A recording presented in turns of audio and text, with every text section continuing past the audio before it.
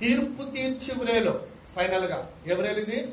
తీర్పు తీర్చి వేరు. దానియేలు గ్రంథము 5వ అధ్యాయం 5వ వచనం. ఇది చాలా పెద్దది కానీ సింపుల్ గానే 2 మాటలు చెప్పాను. దానియేలు 5:5.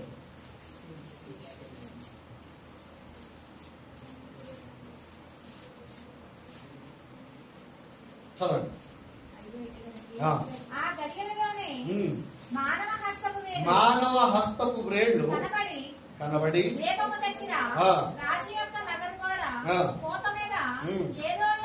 ఏదో ఒక వ్రాత వ్రాయుచున్నట్టుండెను. రాజు ఆ హస్తము వ్రాయట చూడగా అతని ముఖము వికారమాయను. దేవునికి స్తోత్రం, హల్లెలూయా. రాజుగారు ఒక దర్శనాన్ని చూస్తున్నాడు. అదేంటంటే ఒక మానవ హస్తపు వ్రేళ్లు కనబడ్డాయంట ఆయనకి. అవి దీపం దగ్గర ఉన్నాయంట. రాజు యొక్క నగర్ వాడ పోత మీద ఆ వ్రేళ్ళు వచ్చి ఏదో రాస్తున్నాయంట.